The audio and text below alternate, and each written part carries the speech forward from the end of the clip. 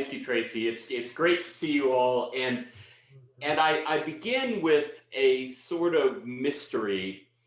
The historians and anybody who looks back at the phenomenon has trouble explaining how a tiny little group around a sort of mid-Eastern rabbi, and not even an official rabbi, just a teacher, grew from zero to the religion of the empire, the Roman Empire, in 280 years, right? How did these little groups of Christians who gathered grow so quickly and so exponentially to move from a tiny splinter in Judaism to the reigning religion of the empire? And we can talk all we want about the fact that when Constantine came and said that Christianity was not just legal, but was kind of his endorsed religion, the religion may have changed, but the phenomenon of getting from zero to that is remarkable. And so I want to begin by asking what people saw when they walked into or heard about or encountered somehow these early conventicles of Christians that dotted the Western Mediterranean and the Eastern Mediterranean, and pretty soon after that, Alexandria and Northern Africa. What did they see, and what might have compelled them? And in their world, and this is a good place for us to begin, I think, in their world, if you were a parent and wanted your child to become moral or ethical, if you wanted your child to learn virtue and become a good person, you didn't send them to religious folks, right? Religion was a sort of barter system with the gods, that you did your worship and handed your sacrifice or your obeisance to Zeus or Athena or Demeter if your crops were in flux, or Poseidon if you wanted a good bit of sea travel, Asclepius if you had somebody sick in your family. You did sort of a barter system. You gave so that they would give back, and people had some devotion to these gods, but that devotion didn't include ethical or moral elements, right? If you wanted your kid to go and become good, you slotted them in the class of a moral philosopher. Philosophy was the place where people thought about and inculcated habits of virtue. And so if you were looking for a community of virtue, you sent them to a philosopher. So Epictetus was a Roman Stoic to whom parents sent their kids, and he would train them to look at the world in a Stoic way and to gain an ethical base. Or Seneca was that way, or you could name any number of these popular philosophers who set up shop and trained kids to be good, right? They did more than that, but if that's what you wanted, you sent your kid to a philosopher. So imagine now Christianity breaking out. Imagine the Apostle Paul comes into your city in the Gentile world, comes into Corinth or Thessaloniki or into Philippi, right? And you're a resident, and they've started meeting in houses. And so Lydia's house in Philippi, let's go there. Lydia's house in Philippi is having these meetings that are kind of mysterious to you, but you decide to visit.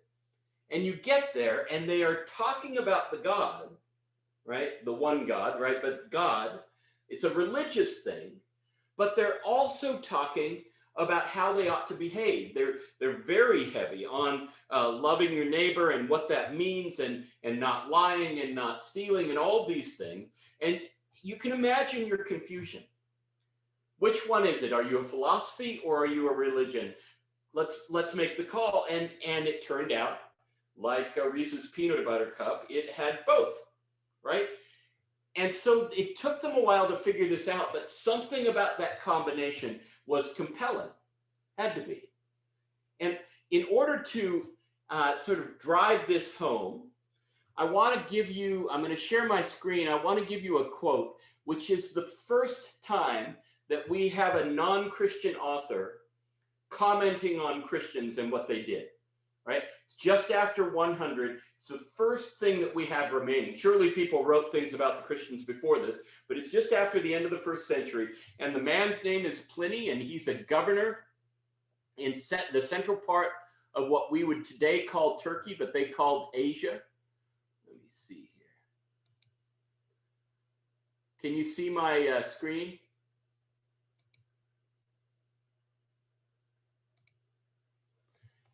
Can you all see that? No. You can't yet. Okay. I know Zoom has been very cranky this week for a lot of different it has people. been. I've had a couple of things go differently than usual, but let me get back to you. It'll just take a moment, and here we go. Now can you?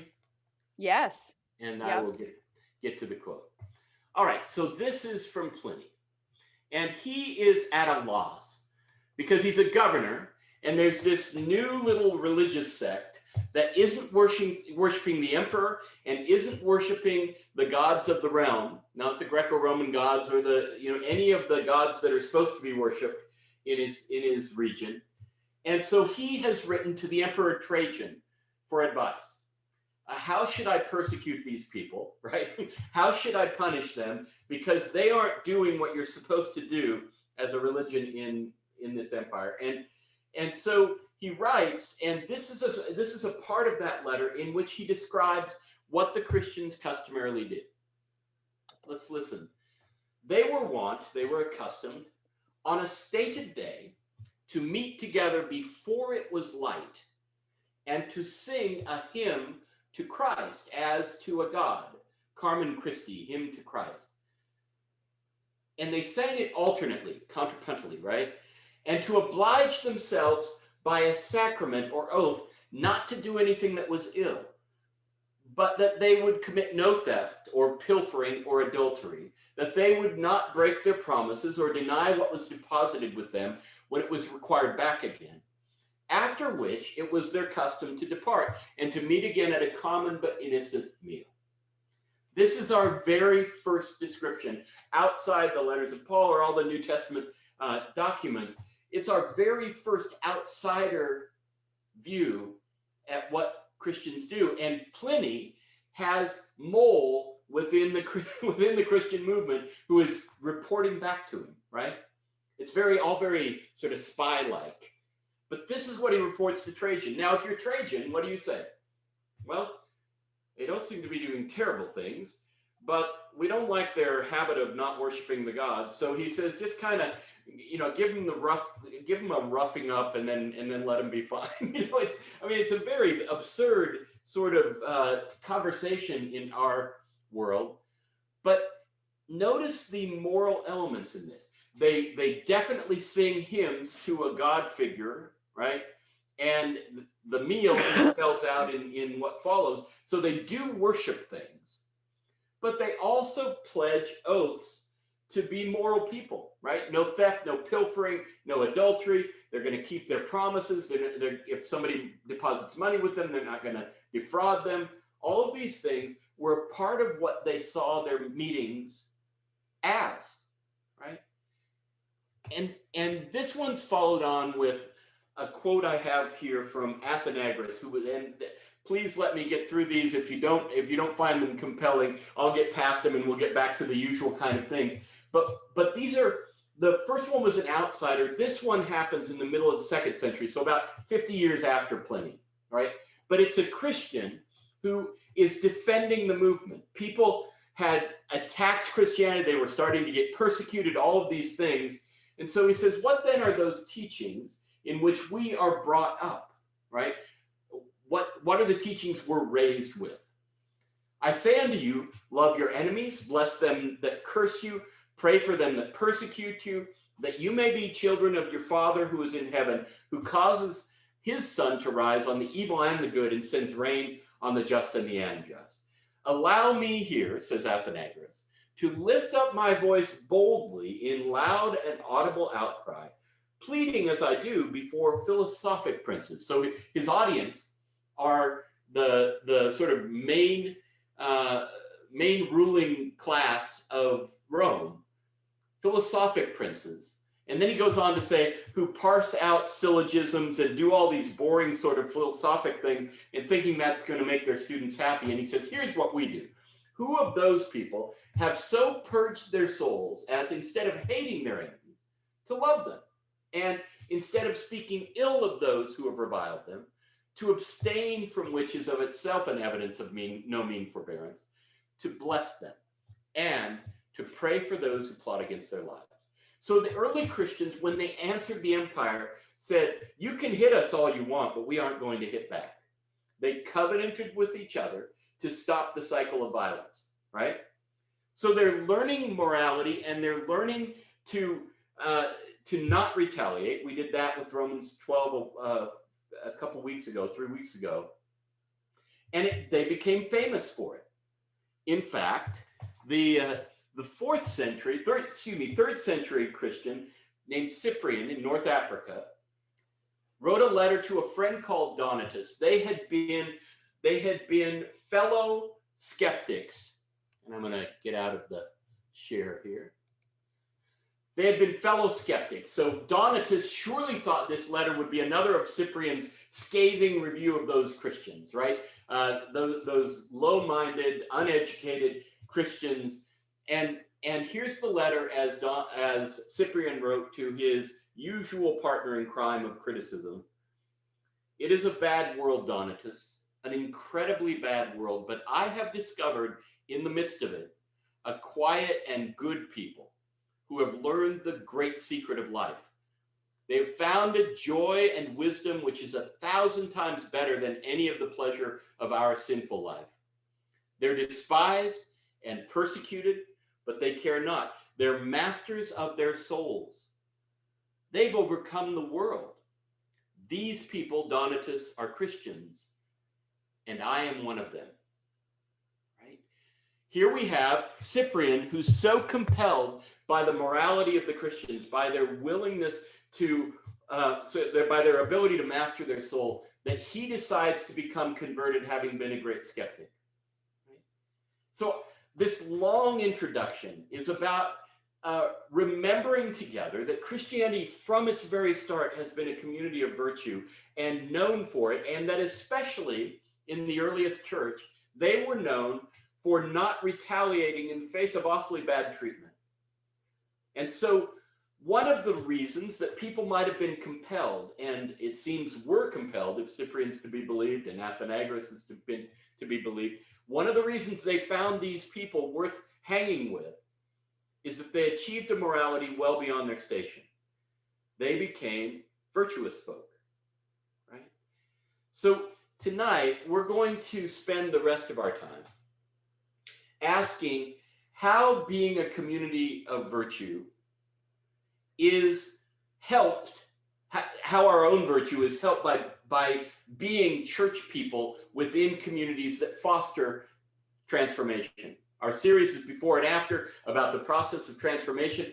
We're going to ask today, how does that dynamic go among us? So the first 2/3 of our time will be spent asking, how is this going to help individual transformation and habit change and growth as a person of virtue, right? As a person who is a good force in the world. The last third of our time together will be about how groups themselves undergo transformation and how that happens. So first 2/3, how does being in church help us in this process of before and after? Last third, and how can we as church, how do we experience culture change? How do we experience transformation as a people rather than as persons, right? That's how we're going to roll. I'm going to pray first, and then we'll move into the next part. Let's pray. Our God, we live in a long line of these people who do church. So it's fun to look back and see what early people in that line did. Some of what we see inspires us. Help us to learn tonight, not only to be grateful for the community you give us in one another, but to maximize that community and grow in you because of it, as we grow with one another because of it. So draw us to yourself and to one another tonight, we pray in Jesus. Amen. All right. So we see in these outsider views and in the sort of the comments of Athenagoras defending Christians and Cyprian, who's just recently become one, we see that it's a moral community. And I want to notice that, because I wonder if, and feel free to open your mic and chime in if you have a comment on this, I wonder if that's what our world sees us as. So if the earliest church was a worshiping community of virtue and brought together two things that weren't together in most places in the Roman Empire, right? What would people see contemporary Christianity in the United States as, do you think? Right, we've had an outsider view tell how, what was rolling, and we know some bit of what outsiders thought of the early Christians. They thought they were weird because it was both morality and worship. What do you think if you kind of have access to what people think church is in our time? What do they say?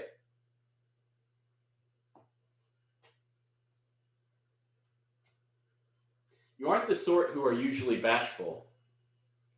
I think that people who don't love God and participate in the things that we feel are important think we're hypocrites.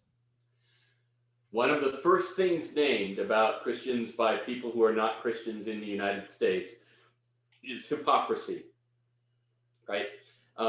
They look and they see one thing claimed and another thing done, right? We'll talk more about how that can be in this particular climate of Christians, but Lynn has put her finger on one of the things that gets named in surveys pretty high on the list. Others, what do people see in us?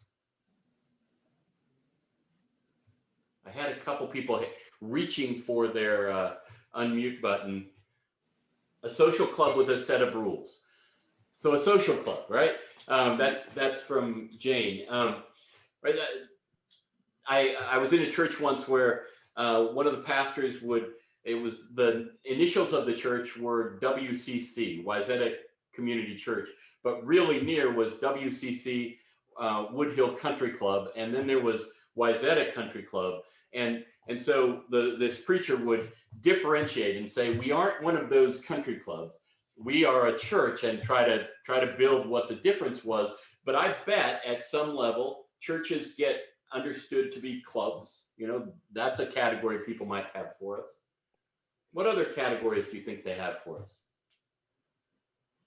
They might think that churches are judgmental against toward the people who aren't there. Yeah, so another thing that appears in the surveys is they're hypocritical, they're judgmental, right? And so if the early Christians, if there had been surveys in the Roman Empire of the early Christians, they would have been lauded for their morality, and it would have been noticed that these were not educated people and they still got virtuous. They didn't get to go to philosophers and they still got virtuous. The bad marks against them would have been these surreal claims, and see if you can figure out why they would make these claims. The early Christians were called cannibals by the outsiders. Why do you think that was? Because we're eating the body and blood. Eating the body and blood, right? So if you're not a part of the group, the fact that every week they eat the body and blood of their founder must have been kind of freakazoid, and so they were called cannibals in a sort of grand misunderstanding. They were also called incestuous. Why do you think that was?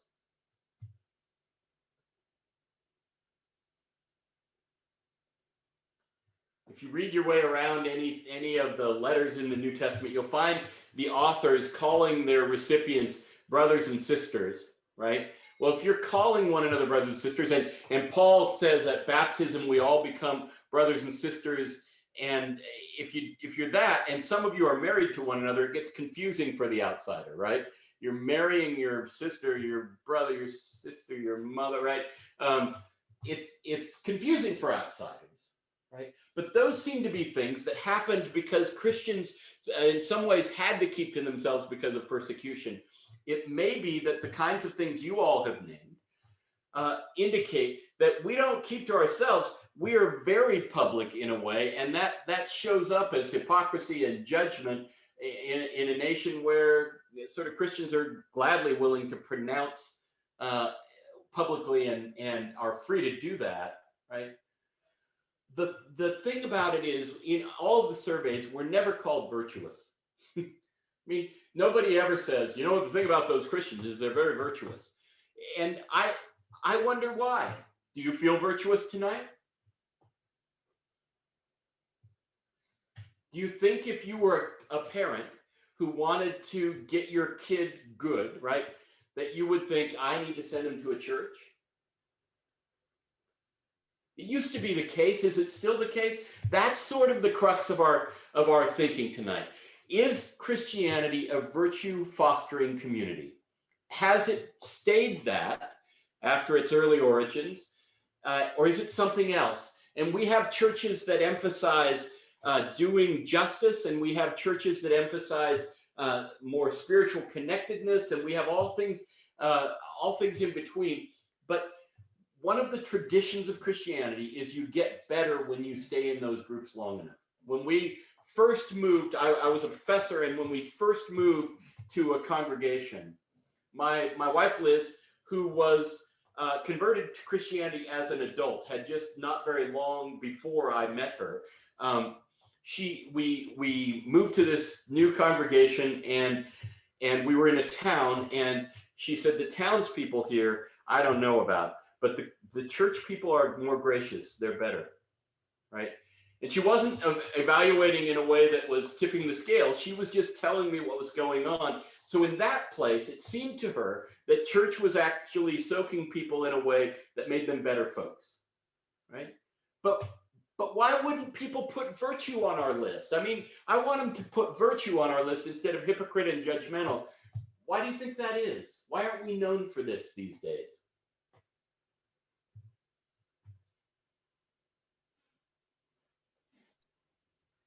You're going quiet on me again. Any thoughts?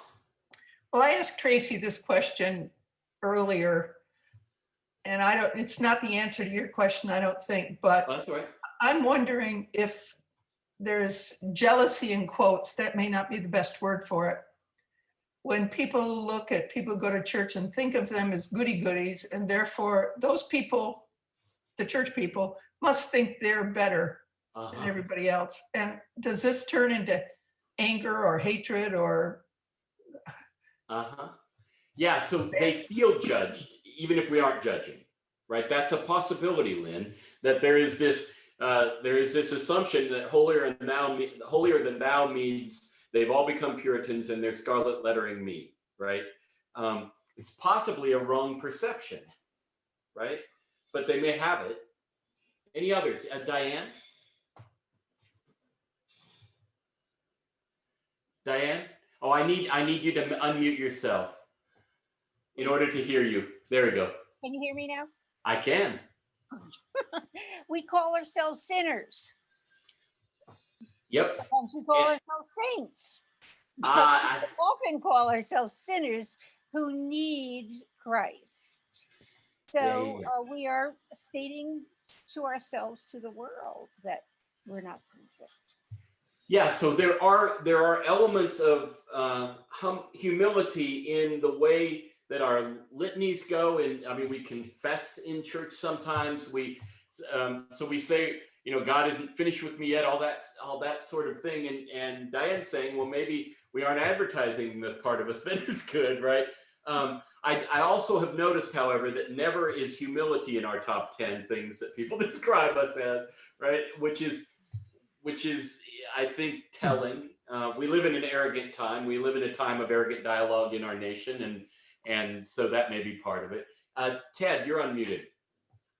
Yeah, I think much like you don't read stories when planes land safely, you do read stories about when planes crash. Yeah. So churches are supposed to be virtuous. Mm-hmm. It's when they're not virtuous that news is made and people notice, and people tend to remember the things that aren't so good. They tend to notice that the aberrations or the things that go awry, those are the things that tend to stick. But I think in the first instance, being virtuous isn't newsworthy in the way in which we collect and disseminate information. Yeah, I love that, because in the earliest church, it was an upset victory that these motley crews of Christians could produce a virtue that most people thought only happened in the philosophical schools through a lot of education, right? And so it was an upset victory, and they looked and they said, these people are actually good. 20 centuries later, as Ted's saying, church is supposed to make you good. When exceptions come, they make the news, right? and now let's not underplay the exceptions. We are the people of the Crusades and the Inquisitions and the Holy Wars and the burning of, the burning of witches, and right, we're the people who have done some awfully bad things. And by the way, we've had really public instances of hypocrisy, right? Big churches with crimes committed in them, or I think back to Oral Roberts, oddly enough, as a person who was found in adultery and confessed very publicly, and right, we get reported on when it defies what we're assumed to claim about ourselves, right? So that's a great addition, Ted. I want to move on because we need to get to the dynamics by which habit change and transformation happen because we're in communities like this, and how we can help one another. But it is kind of important as a community that hopes to inculcate virtues of certain kinds. It's kind of important to keep our eye on that, right? I saw somebody's chat say there are stricter denominations in which there might be more monitoring of behavior than others, and I think that's true. How do we be a humble community of virtue that is just leaven to our neighborhoods and helps by being who we are in the world, is a good Christian question in our time. We know we've got worship. We do that every Sunday. How are we fostering the growth of individual lives? And how come we can have a better shot at that growth because we're together than we would have if each of us was doing our Peloton in our garage, right? How can we maximize the advantages of community in our transformation processes? And that's a good conversation topic for a Christian group, right? How have you been helped by the fact that you're a part of a Christian community in your own growth as a person of virtue, as a person of spirituality? Let's share some of those, because that's been the assumption forever, right? That being a part of this group makes it more possible for us to be changed, to do the thing that we've been talking about in this series. So is that your experience? Are you helped by the people around you in church? Tell me stories.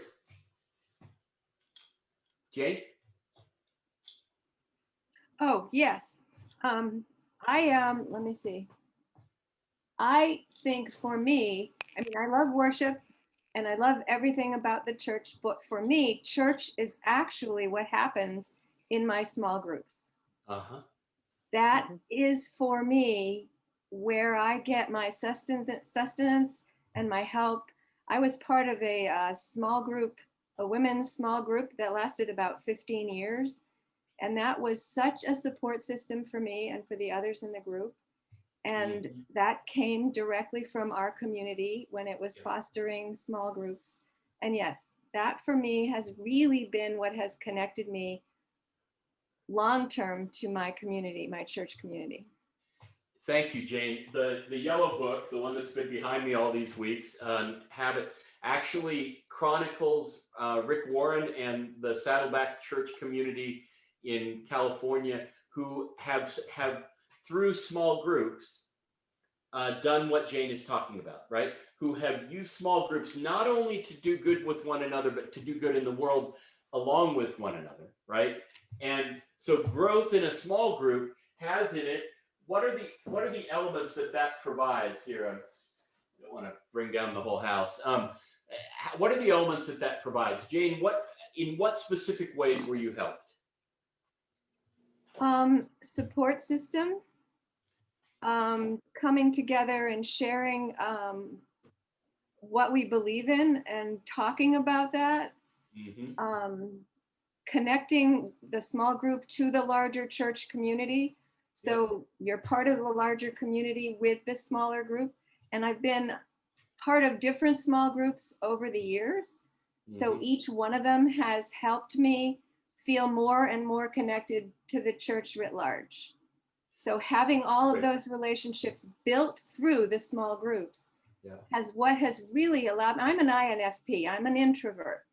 I need that support of the small groups to allow me to feel comfortable in such a big community, church community. Yep. And so some of you get this, by the way, through friendship one-on-one with people in the church. Others of you are parts of smaller groups. Others of you find it directly through worship and don't have a designated cluster. But some of those elements of what Jane is describing probably have landed in your lives through one of those means, right? God uses different ways. Others who would share how the church has helped form you to the better, how being in a church, having people around you who are at least growing in something of the same direction has helped you. Well, Yes, Laverne, and then Sandy. For me, I think the small groups, and that also translates as a Catholic into morning mass, which is a much smaller community. We have so many masses that we don't have the time to really get to know everyone. In the morning community, you certainly do. And with different prayer groups over the years, for me, it's been seeing Jesus active in other lives. I have watched people and learned what a loving God he is because I've seen him in so many situations. I belong to a prayer group for over 30 years now. And of course, someone said, the only thing we haven't had happen is somebody murder somebody. And I said, well, that's fine. We don't have, We'd rather not. but seeing that as bad as it may seem through all the sharing, that God has come and helped and been there, just strengthens my faith so tremendously. Yeah. So it almost mediates the presence of God, right? The group does, the church does, how in a he's way, active right? in lives, right? Thank you, Laverne. Sandy? Well, in addition to echoing everything that Jane in particular said about groups, I have the same experience also with the committees at church. Any committee that you serve on is another form of small group. And I would also say all of them provide, there's a routine, a regular coming together. The fact that you come together every whatever month, 2 months, week, and have a program, a ritual, a Bible reading, whatever it is, you're doing it over and over again. And that reinforces the connections and the reason that you're there. Yeah, I love that. Thank you, Sandy. And let's see, Shawnee and then Ted, and then Ellie and Barbara both have their hands up. So we'll get to them. But Shawnee.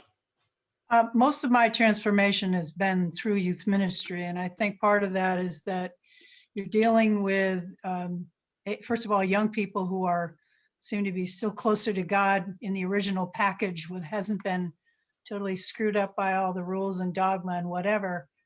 But also that the people that are working with them are still some are still pretty adolescent. But in general, people are more open and willing to change. And so for me, it was, we're all kind of learning together. And so that's where most of my transformation came, really through the eyes of young people, and also keeps me pretty young in the process. So that's great. Thank you. And yeah, the vitality of youth and the openness of youth can help all of the other age levels of the church just by bringing energy. and we're also raising youth that are going in a direction that hopefully that we like. Ted? Well, I mentioned it in the chat, but I've always found, particularly at Salem Hill Church, the sermons to be very inspiring. And it's something I look for in a church, in a worship service. Yeah. I don't do very well reading the Bible on my own, so I need help interpreting what Scripture is saying and how it's relevant to today's needs and conditions. And I will say our church in particular has had a long history of great preaching, and we have 3 fabulous ministers today who preach very effectively. And that's part of what keeps me going.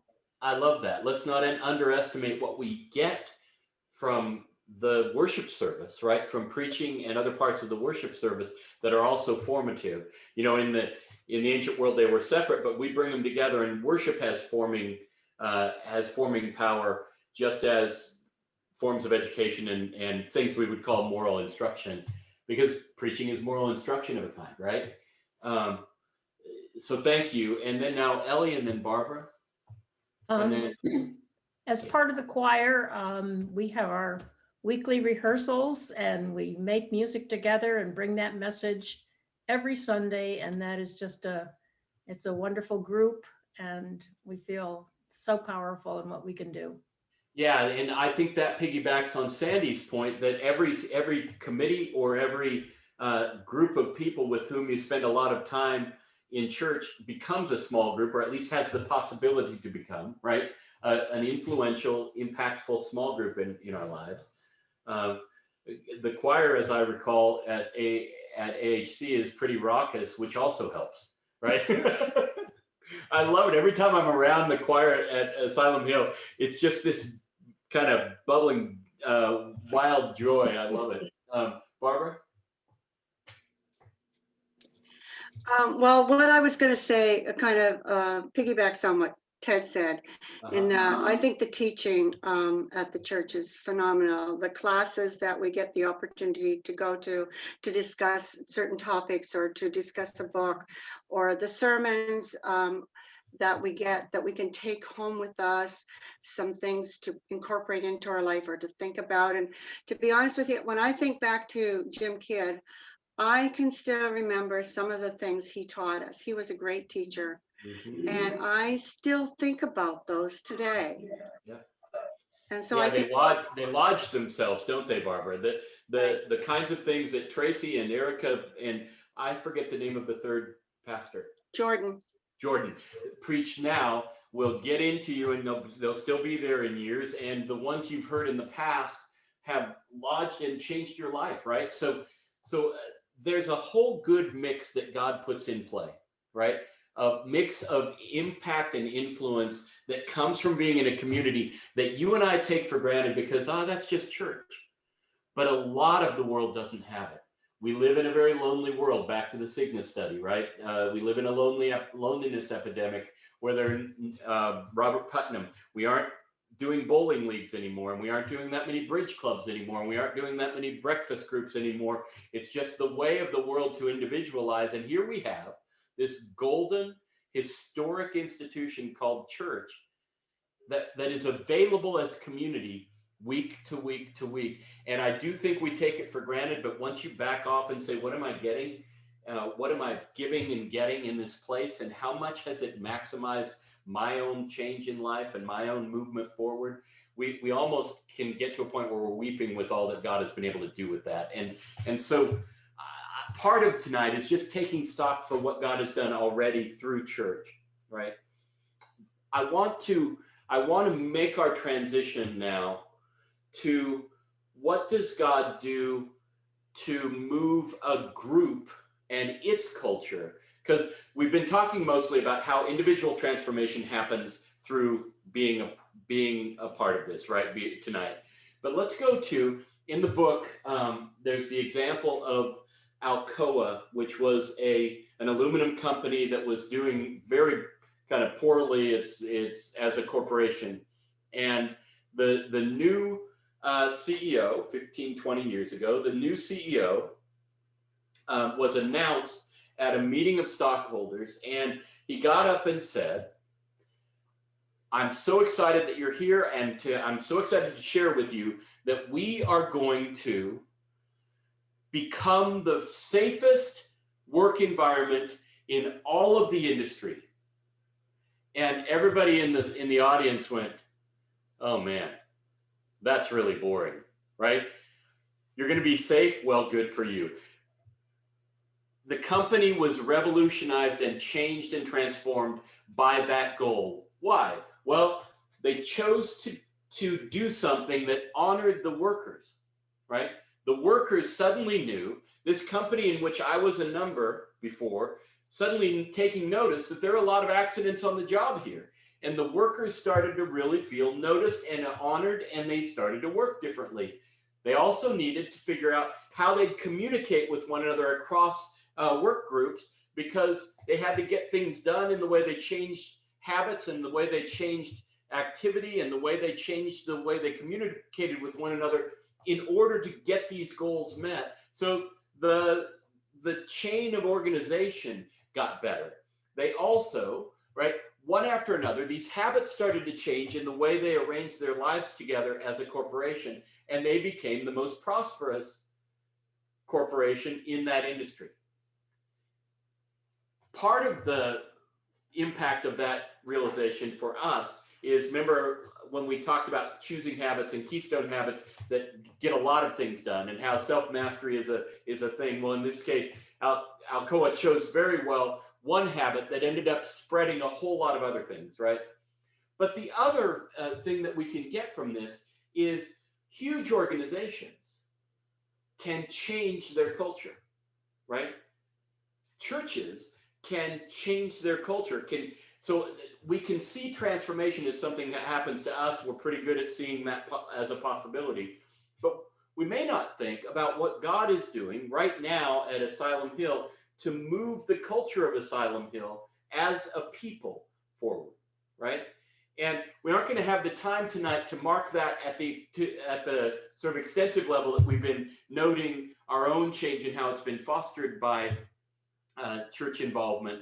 But I do want to put that together as a category, because Margaret Mead famously said, never doubt that a small group of committed and thoughtful people can change the world. Indeed, it's the only thing that ever has, right?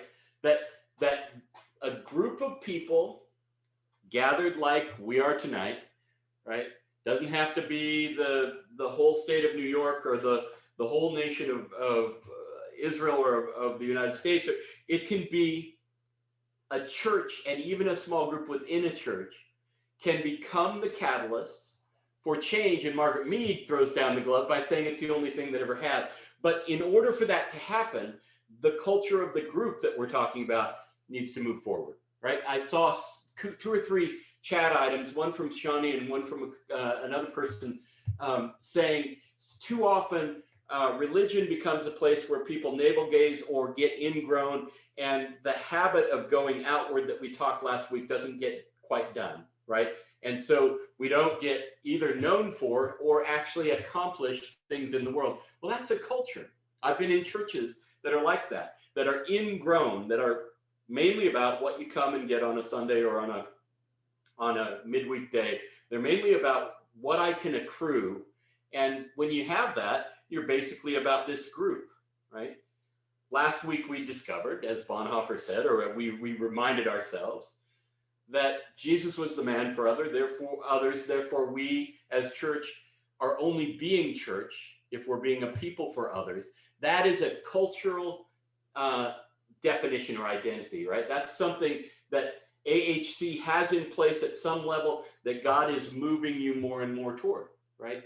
And so what I'd like you to note with me, or help me notice in your lives together, is how have you seen, in say the last 4 or 5 years, how have you seen the culture of Asylum Hill Church as a whole change? Or has it stayed the same, or has it become more of what it was? Has it become a new thing? Let's look at Asylum Hill Church as a culture itself, as something that goes through change. what would you say have been recent developments in the way Asylum Hill is, the identity of Asylum Hill Church? Barbara. I would say when I often start talking about something that's going on at church, and somebody will say, the person will say to me, well, where do you go? And I'll tell them, oh yeah, everybody seems to know Asylum Hill Church. And I think that's wonderful. I mean, there's just a lot of people out there talking about it, and the word is spreading. And I think that when you are in that church group and you get that support and you get that feeling of being loved and being cared for, when you go off out into the world, whether you're going to your job or whether you're going home or whether you're with your neighbors, that feelings that you get at church spill out into the rest of your world. Yeah. And if everybody goes out and does that. I appreciate that, Barbara. My read on the earliest church in Jerusalem that is featured in the days after Pentecost and the weeks and months after Pentecost is that they came together to strengthen because their main work was outside, right? So they would go into the world and run into some opposition and run into some things that weren't easy, but they'd come back together and rekindle or replenish, and then they'd go back out. And that rhythm of going out and coming back in and being replenished and then going out again feels to me like a part of what you're talking about, Barbara. When you go out, people know that you've been there, right? That there's a sense in which this thing spills, and that's a lovely tribute to the church. Others? Yes, Marie. You're asking about sort of where we are now, and I think the church has gone through numerous transformations, exactly what you just referenced. We go out, and then another phase is that we're more self-reflective. And then we kind of go out again, and then we become more self-reflective. So and over time, you see that pattern. Over time. I see. That's interesting. And I think there remains a group as I think is a very natural process. I think there are people who are more comfortable with the going out, and more people who are more comfortable with the self-reflection. Yeah. Well, and that's very helpful, Marie, because one of the things about, 1 Corinthians 12 and Romans 12, Paul pictures the church as a body with many members who are different than one another, right? And what Marie is saying is maybe that's okay. There are some of us who are really good at cultivating community in, and there are others of us who are campaigners going out, and maybe we don't all need to be alike. And the church can have both breathing in and breathing out at the same time and not need to kind of co-judge, one another's gift. That it's a good gift that some are ready to go out and some are sort of a part of making what's in good. Others, just let's collect a couple more, and then I've got a sort of closing question for you all. Yes, Diane, and then Ellie. I think that we went through a terrible time of perhaps 4 or 5 years ago now. And it was a time when there was so much strife among members, and we lost a lot of members. And I think our transformation now is reforming. By reforming, I mean getting together again, and working together again, and trying to accept people as they are, even if they differ in political ways that we don't like. I think we are becoming more friendly, more tuned to the other people around us. And certainly I think part of that is 2 new ministers and some great new ideas. So I think that will continue. Yeah, I love that. Thank you, Diane. And I'll take a couple more before we get to the sort of bottom line question. Ellie, I'm sorry, I mentioned. This is just more lighthearted, but the gender of the clergy is a major change. Yeah. You've got a trio of women now. Right? Unheard of. Watch out for those women. Watch out for those women.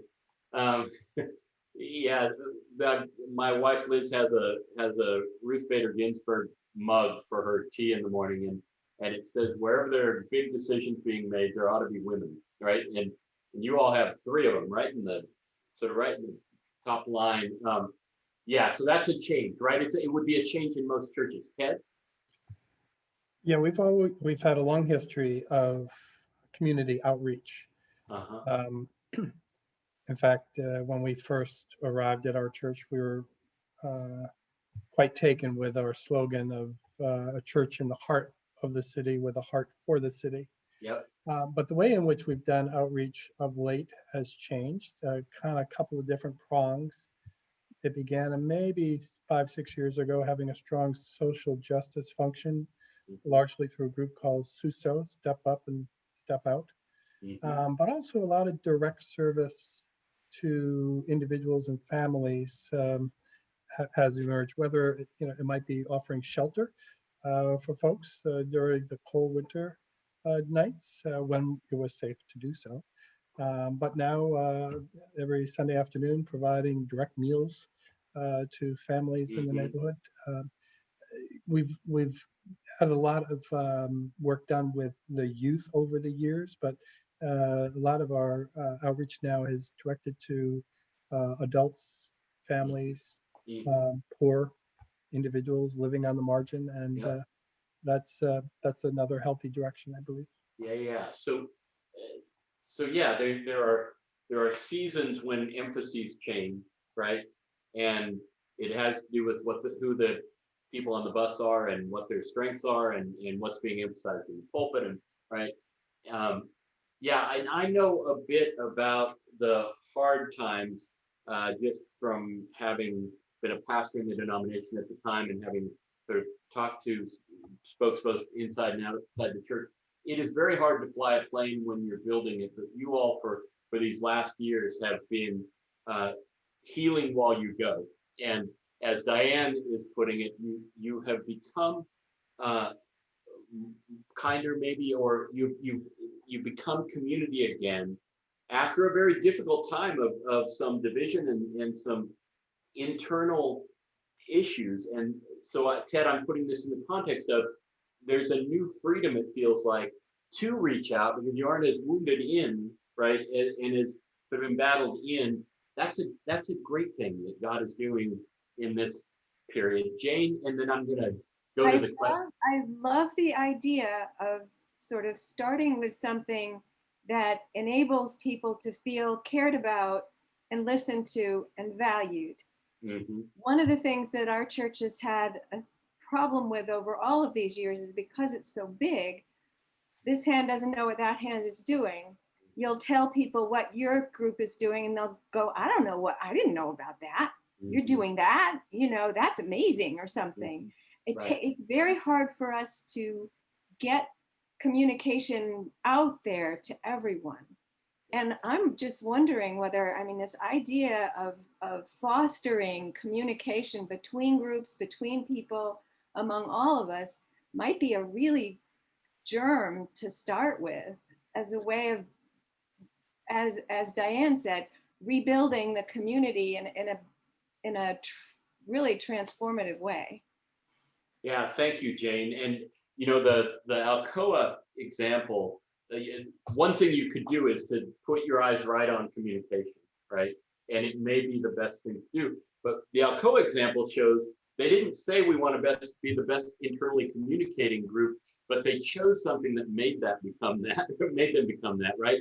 And so it might be that putting your eyes on something that is going to necessitate community, but maybe is a joint value that everyone has, could sort of make you communicate better. By the way, let's not get past the realization. I've worked with a lot of churches, and when you're a church as large as Asylum Hill, it is a very sort of spinning all the plates thing to try to keep communication going, especially when you've got as many active groups doing things, sort of generative things on their own, or doing generative things not separately, but sort of, it's not all the church never does anything together in a big church like yours, right? It's very, a 150 person church. everybody goes on the mission, or everybody does the bake sale, or in a church your size, you've got different parts doing different things, and that's a hard communication project. I'm sorry, I'm seeing a couple hands, but I'm going to have to turn toward the finish. So if you've got things you'd like to say, please stay after, and we'll keep talking. But I need to keep my covenant with you to close out at 8:30 for anybody who needs to get on. So two things I want to ask. One is, we talked about what the ancient church was perceived as. And then we talked about what Christianity writ large in the United States is perceived as. And now, having talked about both sort of individually and corporately what Asylum Hill is becoming, what would you like people in Hartford to say if asked on a quiz or on a survey? What's Asylum Hill about? What would you like them to say? What would be your A1 hope for, the early church was known for stopping the cycle of violence, that people kept coming up in those quotes I gave you. People kept coming up saying, they get persecuted and they don't get back. These people undergo a lot of hardship and they don't lash out, right? So there was something they were known for, and it became kind of a hallmark. I don't say that to recommend that, because you aren't undergoing a lot of persecution from outside. I say it to give an example. Now, what would you like to have people say when they leave Asylum Hill on a Sunday, or when they run into one of you on the street and do what Barbara reported, tell you, oh, I know Asylum Hill. What do you want them to know? What would be the one thing you would most want to hear from people? And you can I see that our friend Candace typed in here.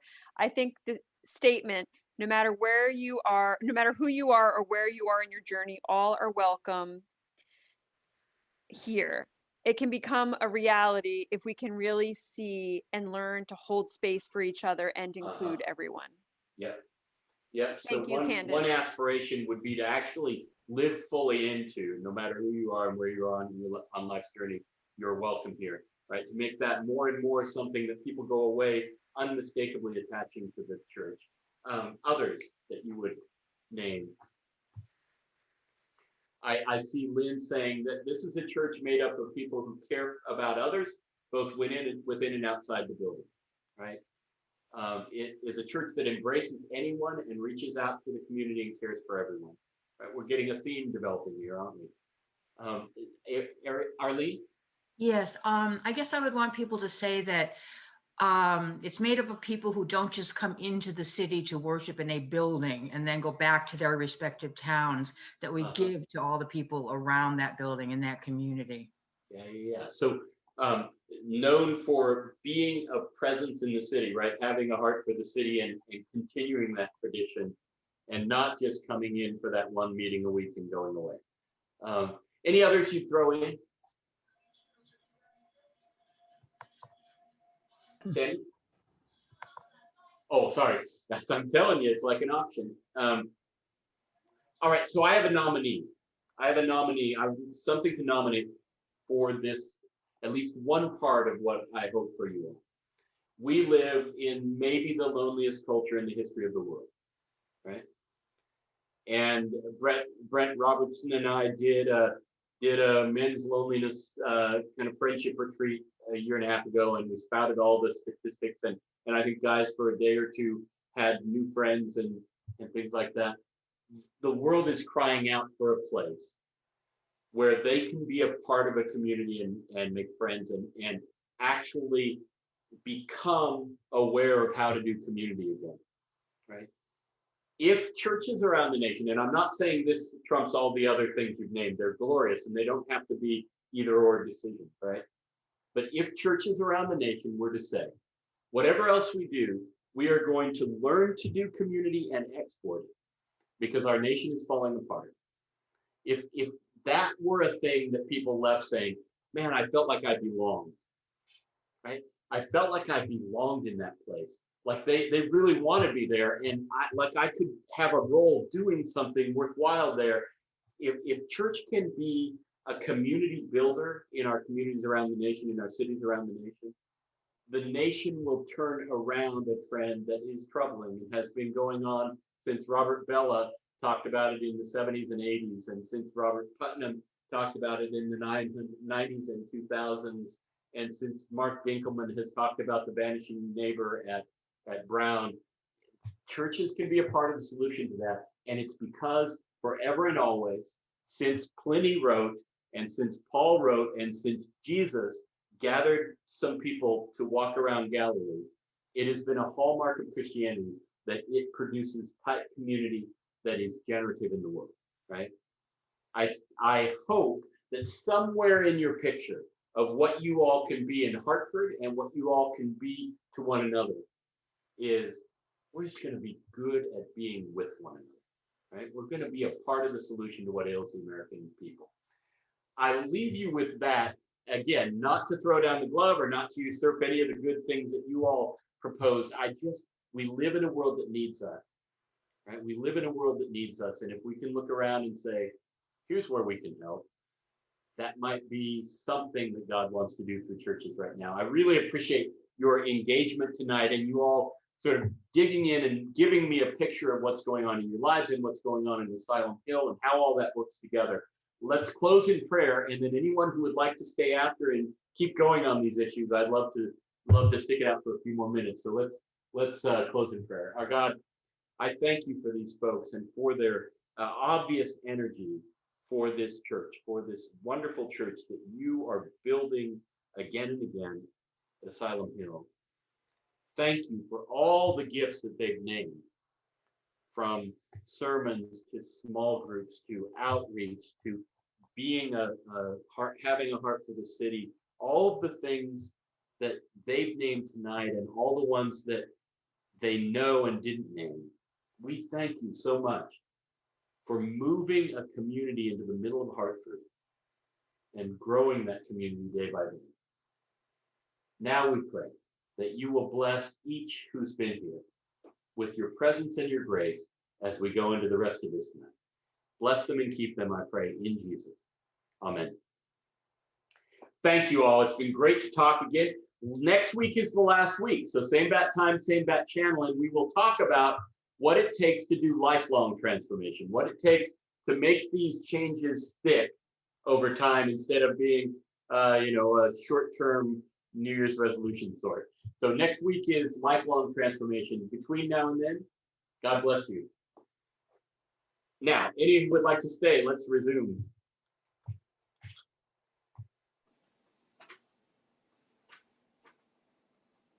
Hi, Marie. Thank you for being patient. I wanted to be able to call on you, but I ran out of time. I have to just pick up with what I said before, because I wasn't as clear as what I was thinking about. When I said we've gone through a lot of transformations, we've looked inside and we've looked outside. Yeah. I guess my question